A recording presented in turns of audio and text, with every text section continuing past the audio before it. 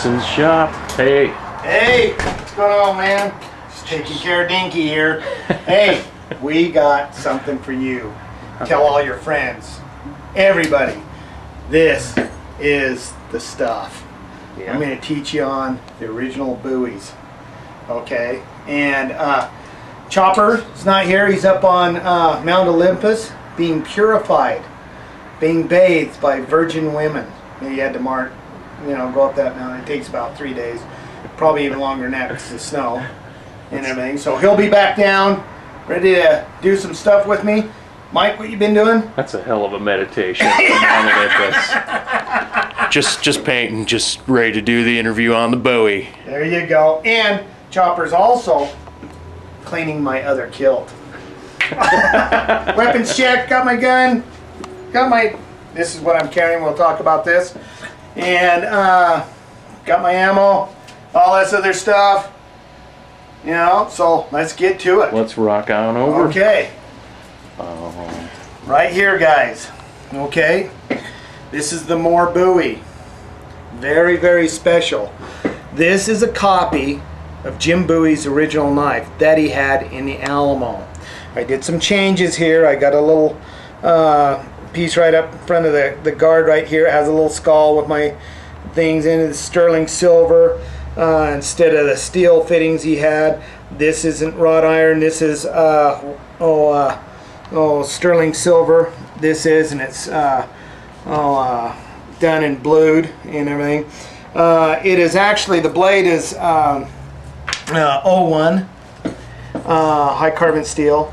Has Hammond on it that the original didn't have and everything, so it's cool. And that's about the right size. As this is actually the original one. The original Jim Bowie was, look at my tape. Okay, this is 9 inches. The original one was probably 10 inches. There was so much, it was reground in the front, they can tell. This right here is a picture of the original Bowie. Now, this is how I know this is the original Bowie. There's other friends of mine that's looked at it and different stuff like that. The story is, the Moore family, they hired a gentleman that was Mexican descent and all that. He was in the army of Santa Anna, okay? Apparently, if everybody knows, well, not everybody. Everybody looks at the thing of Walt Disney and they think, oh, that's the way Davy Crockett, Jim Bowie died. No.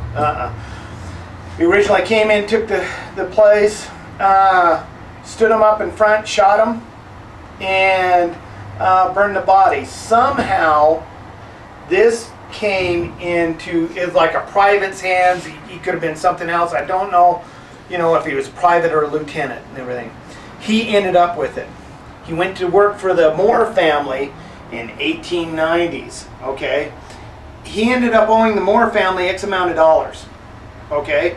So, to pay his bill off, he says, I have Jim Bowie's original knife from the Alamo. And they said, really? He goes, I'll give you that. We'll trade out. That's it. So, basically, that's how the story goes. They ended up with it. There was a big insurgence trying to find the Moore Bowie, okay, in 1980s. Well, this family says, hey, we got it, and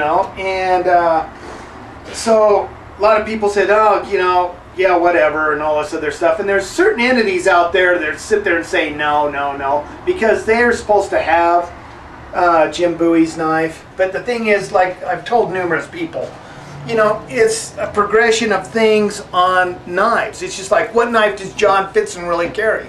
Well, God, at the very first I had a Gerber, a little boot knife I carried all over. And this is what started me out in knives and everything. This is my dad's. Got it in 1961 when I was born and everything. It's a Ruana. And you can see the brass back here and all that. This was the essential fighting knife. This was the stuff, okay? My dad paid around $60 for it. It's worth around $4,000 now, know? You see where his mark is and all that. The guy died, God, I think it was about 10, 15 years ago and everything. Wow. Very, very nice Bowie. It has a good feel to it. You get a good back cut on it and all that. My dad always told me, he said, John, your Bowie's your best blade. Down the road, I started finding things out about the Bowie that my dad knew that most guys didn't even, you know, I probably forgot more about knives than most people ever know. Okay, and that's a good way to put it. But all the stuff that I've done through my life and all this other stuff, you know, and it's got me to this point, and you're going to see some really interesting things. This picture right here is from a very famous movie with Alan Ladd. You can't get this movie. The family has a hold on it and everything. The only thing you see it is on the Cowboy Channel. It's called The Iron Mistress. This is a picture of the original one. It's very, very nice Bowie.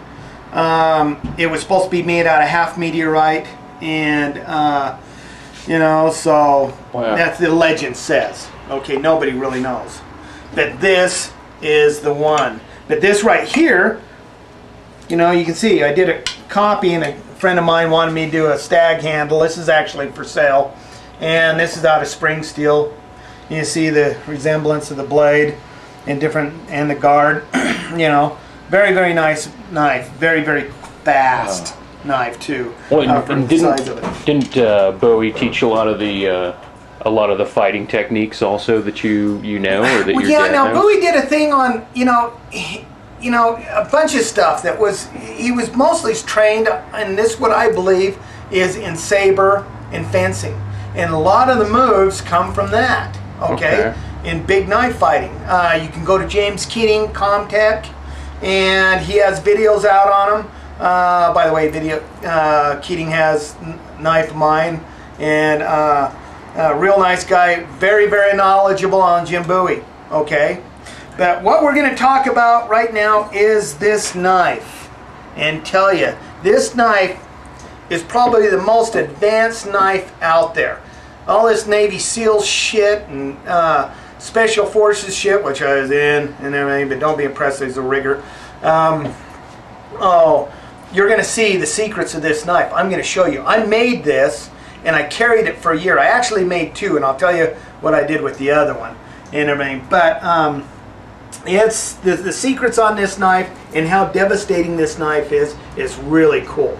First of all, we're going to go on let's see, we should go on the guard, and down here where the ricasso, right here you'll see there's two steps in here.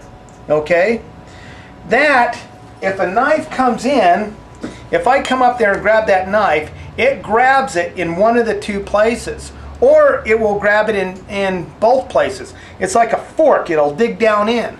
So I can have whatever I want to do with this guy's knife. I can swing him out and back cut him. You know, I can bring both knives up into him in different stuff. But I have his knife.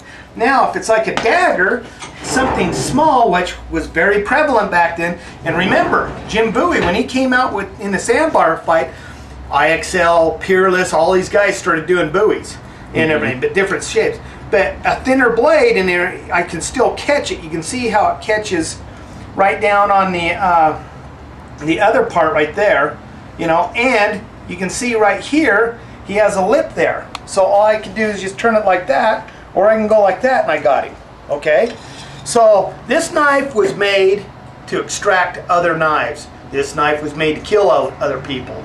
I mean, that's what this was for. I had a gentleman call me up. I can't go all into it. They were thinking about doing something with this knife, and it has the serrations on it. And he goes, John, do you think it was really made out of meteorite?